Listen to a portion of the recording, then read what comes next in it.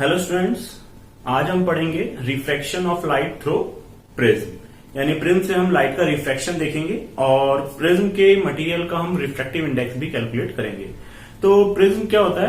Prism एक इस तरह की शेप होती है कि जिसमें दो रिफ्रैक्टिंग सरफेसेस होती हैं और एक बेस होता है। यानी ट्रायंगुलर शेप का बना होता है जिसमें दो रिफ्रैक्टिंग सरफेसेस होती हैं और एक बेस रहता है। ये किसका बना होता है? ग्लास का बना होता है। इसकी कुछ शेप इस तरह की होती है, इसे कहेंगे हम प्रिज्म। ये इसका मैंने एक क्रॉस सेक्शन दिखाया हुआ है इस तरह से। अगर मैं इसे थोड़ा 3D में बनाऊं तो वो कुछ इस तरह का होगा।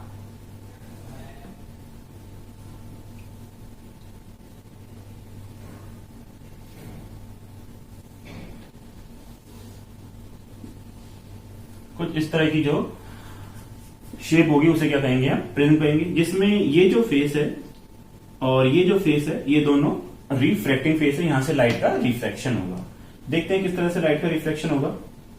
ये ग्लास से बना हुआ मटेरियल, ग्लास से बना हुआ है, इसलिए ये डेंसर मीडियम है और यहां एयर मीडियम है। सपोज यहां से लाइट रे चल रही है। ये लाइट रे जैसे ही इस प्रिज्म के ए बी फेस पर इंसिडेंट होती है तो ये रिफ्रैक्ट हो जाती है, और जैसे ये रेयरर से डेंसर मीडियम में जाती है तो नॉर्मल की तरफ बेंड हो जाती है। ये नॉर्मल हो गया।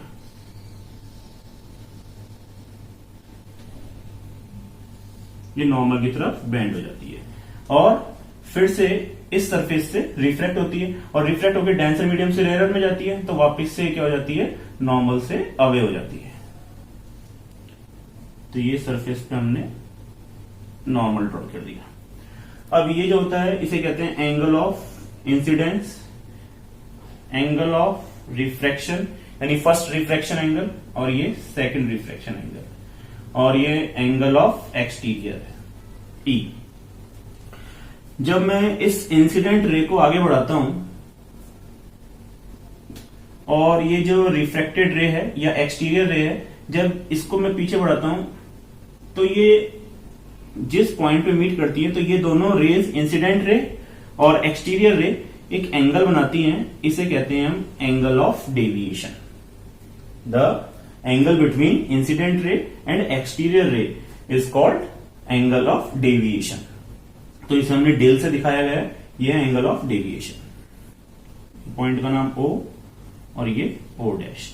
इस तरह से किसी भी लाइट का रिफ्रैक्शन होता है।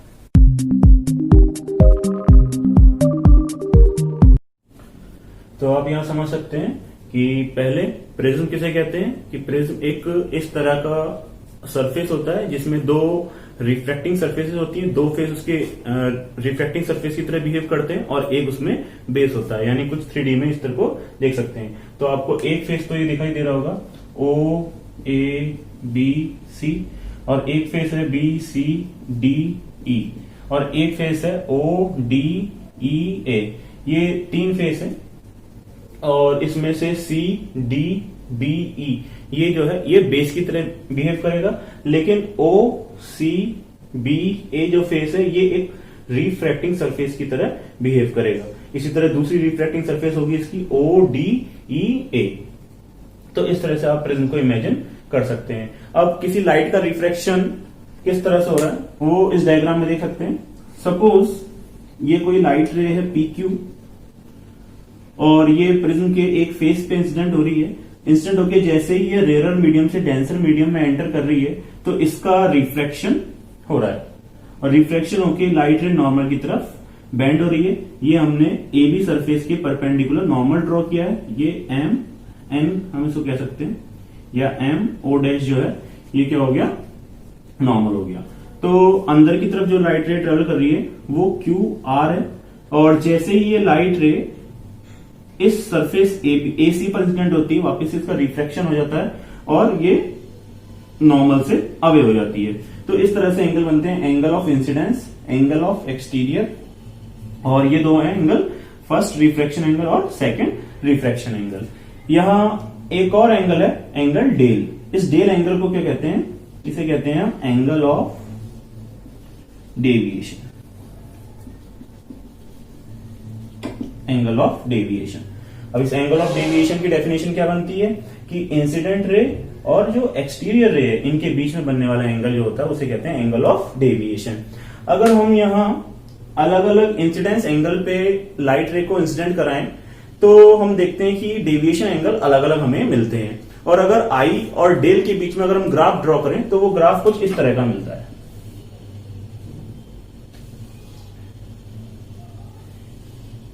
यहां मैं आई ले रहा हूं और यहां मैं ई ले रहा हूं। अगर मैं आई और डेल के बीच में अगर ग्राफ ड्रॉ करूं, एंगल ऑफ इंसिडेंस और एंगल ऑफ डेविएशन के बीच ग्राफ ड्रॉ करूं, तो मैं देखता हूं कि जैसे जैसे आई की वैल्यू बढ़ाते हैं वैसे शुरू में डेल की वैल्यू कम होती जाती है और एक हमें मिनिमम वैल्यू मिल जाती है। इसे कहते हैं हम मिनिमम एंगल ऑफ डेविएशन। ध्यान देंगे ये इंपॉर्टेंट है। इसे कहते हैं मिनिमम एंगल ऑफ डेविएशन। ऐसा कब होता है? जब एंगल आई एंगल ई के इक्वल हो जाता है। और फिर जब इस पोजीशन के बाद जब वापस से इंसिडेंट एंगल बढ़ाया जाता है तो एंगल ऑफ डेविएशन की वैल्यू भी बढ़ती है और कुछ इस तरह का ग्राफ हमें मिलता है। तो इसे आप देख सकते हैं। तो एक कंडीशन बनती है कंडीशन ऑफ मिनिमम डेविएशन, तो इसे समझेंगे।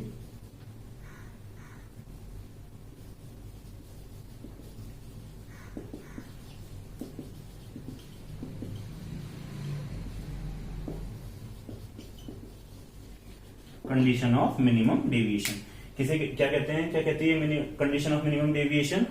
कि जैसे जैसे हम इंसिडेंट एंगल को बढ़ाते हैं तो एंगल ऑफ डेविएशन कम होता जाता है। एक सर्टेन इंसिडेंट एंगल पर हमें एंगल ऑफ डेविएशन की मिनिमम वैल्यू मिलती है। ये जो एंगल ऑफ डेविएशन की मिनिमम वैल्यू होती है इसे कहते हैं हम मिनिमम एंगल ऑफ डेविएशन। ये एक सर्टेन इंसिडेंट एंगल पे होता है। ऐसा जब होता है तब एंगल ऑफ इंसिडेंस और एंगल ऑफ एमर्जेंट कैसे हो जाते हैं? इक्वल हो जाते हैं। ये जो एंगल ई है और एंगल आई है दोनों के दोनों इक्वल हो जाते हैं। और ये जो लाइट रे इसके प्रिज्म के अंदर ट्रेवल कर रही है ये बेस बीसी के पैरेलल ट्रेवल करने लगती है। तो इस कंडीशन में एंगल आई एंगल ई के इक्वल हो जाता है और एंगल R1 एंगल R2 के इक्वल हो जाता है। और जो एंगल ऑफ डेविएशन है ये बन जाता है मिनिमम एंगल ऑफ डेविएशन। ये जो कंडीशन है ये कंडीशन कहलाती है कंडीशन ऑफ मिनिमम डेविएशन। इस कंडीशन ऑफ मिनिमम डेविएशन के बाद जब इंसिडेंस एंगल को और बढ़ाया जाता है, जैसे जैसे हम एंगल ऑफ इंसिडेंट का बढ़ाते हैं तो एंगल ऑफ डेविएशन की वैल्यू भी बढ़ती जाती है। तो ये पॉइंट नोट करेंगे कि ये पॉइंट कब मिल रहा है हमें? मिनिमम कंडीशन ऑफ डेविएशन की कंडीशन पे मिल रहा है और इस कंडीशन में ये ध्यान रखेंगे। अब हम प्रिज्म के मटेरियल का रिफ्रैक्टिव इंडेक्स कैलकुलेट करेंगे। तो नेक्स्ट टॉपिक है हमारा refractive index of the material of the prism. लेकिन यहाँ ये ध्यान रहे जो हम प्रिज्म के मटेरियल का रिफ्रैक्टिव इंडेक्स कैलकुलेट कर रहे हैं उसके लिए हम कंडीशन ऑफ मिनिमम डेविएशन का यूज कर रहे हैं। और कंडीशन ऑफ मिनिमम डेविएशन में हमें पता है I इक्वल्स टू ई होता है और R1 इक्वल्स टू R2 होता है। और प्रिज्म के अंदर जो रे ट्रेवल करती है वो प्रिज्म के बेस के पैरेलल होती है। तो इसे ध्यान रखेंगे। और जो एंगल ऑफ डेविएशन है वो हमने ले लिया मिनिमम एंगल ऑफ डेविएशन। तो हम इसे समझेंगे और देखेंगे ट्राइंगल OQR। अगर हम इस ट्राइंगल OQR को देखें तो यहां डेल M जो है इस ट्राइंगल का एक्सटीरियर एंगल है। और अगर मैं इस एंगल की बात करूं एंगल OQ और R तो हम देख सकते हैं ये वाला जो एंगल होगा ये होगा हमारा total angle I minus R। यहां देख सकते हैं ये टोटल एंगल I है तो ये भी कितना होगा? टोटल I होगा वर्टिकल अपोजिट एंगल से। तो मैं यहां लिख देता हूं। तो एंगल I जो है वो एंगल O डैश के इक्वल है क्योंकि ये कैसे एंगल है? वर्टिकल अपोजिट एंगल है। तो यहां एंगल OQR जो है वो हो जाएगा I minus small r, I minus R। इसी तरह से एंगल ORQ, एंगल ORQ भी हो जाएगा E minus R, angle R Q equals to हो जाएगा ई माइनस आर, और एंगल आई एंगल ई के इक्वल होता है कंडीशन ऑफ मिनिमम डेविएशन में, तो आई माइनस आर इक्वेशन नंबर 2। इसी तरह से ये ए क्यू ओ डैश आर ये एक क्वाड्रिलेटरल बन रहा है, तो इन दोनों एंगल का जो सम होगा, इन दोनों एंगल का सम होगा 180। तो हम देख सकते हैं in quadrilateral A Q O dash और आर, इसमें angle A plus angle Q O dash R, Q O dash R equals to है 180।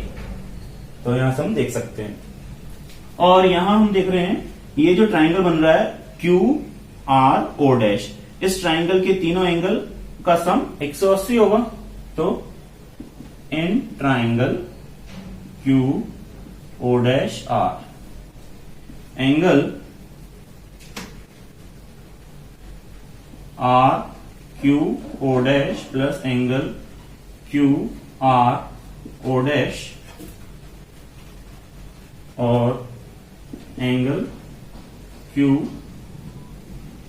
ओ dash R equals to 180 degree.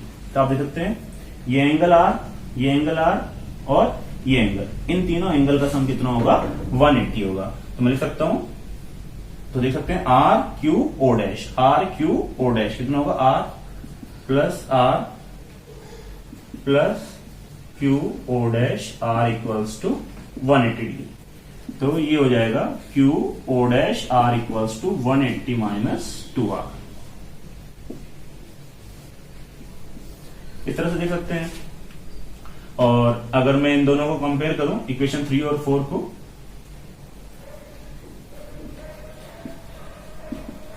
Equation 3 and 4, in equation को अगर कंपेयर किया जाए तो angle A plus 180 minus 2r equals to 180।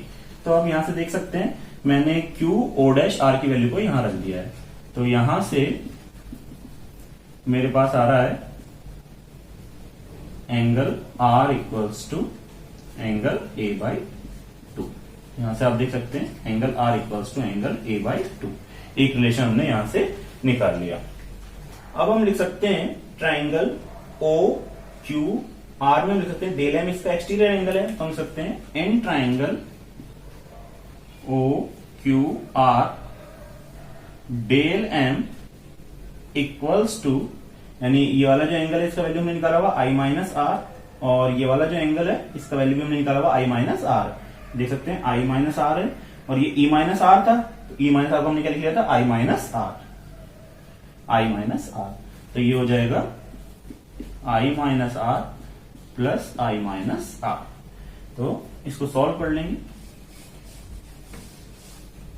तो ये होगा del M equals to 2i minus 2r, और यहां से i की वैल्यू आ जाएगी i equals to del M plus 2r upon 2, और यहां से लिख सकते हैं r कितना था a बाई 2, तो मैं यहां रख दूंगा r a बाई 2, तो del m plus 2 into a by 2, तो 2 से 2 कैंसिल हो जाएगा, तो a अपॉन 2। तो ये आ गया हमारे पास एंगल I, और यहां से एंगल R की वैल्यू आ गई थी। इक्वेशन नंबर 5 और इक्वेशन नंबर 6 यहां तक आप देख सकते हैं। अब हम जानते हैं स्नेल्स लॉ से होता है mu equals to sine I upon sine R, तो हम स्नेल्स लॉ को यूज करेंगे by using Snell's law. Snell's law का यूज करेंगे, म्यू इक्वल्स टू, म्यू क्या है यहां पर प्रिज्म का जो मटेरियल है उसका रिफ्रैक्टिव इंडेक्स, तो mu equals to sine I upon sine R. तो mu equals to sine I का वैल्यू है हमारे पास del M plus A upon 2, और आर का जो वैल्यू है हमारे पास ए बाई 2, तो साइन ए बाई 2। यहां पर डेल एम ए क्या है एंगल है, तो यहां से हम देख सकते हैं कि ये हमारे पास रिलेशन आ गया किसमें म्यू में और डेल एम में, और ऐसे भी कह सकते हैं हम यहां पर ये हमारे पास क्या आ गया refractive index of the prism. तो ये डेरिवेशन है और रिलेशन भी है म्यू और डेल एम के बीच में जो हम देख सकते हैं। यहां अगर एंगल आई और आर स्मॉल हो तो हम जानते हैं कि हम लिख सकते हैं if angle I and angle R are small. अगर ये स्मॉल है तो हम लिख सकते हैं sine I nearly equals to I. ध्यान रहे ये किसमें रेडियन में लिख सकते हैं हमेशा, sine R nearly equals to R. तो म्यू इक्वल्स टू हो जाएगा आई अपॉन आर। अगर मैं आई का वैल्यू रख दूं यहां तो ये होगा del M plus A upon 2 और आर का वैल्यू ए बाई 2।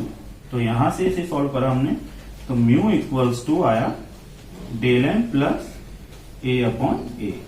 और इसे थोड़ा सॉल्व कर सकते हैं तो म्यू ए और ये इधर जाएगा तो ए इक्वल्स टू डेल एम। तो डेल एम इक्वल्स टू आ गया हमारे पास ए म्यू माइनस 1। तो ये हमारे पास अप्रोक्सीमेशन फॉर्मूला है, इसे भी हम देख सकते हैं। Equation number 8।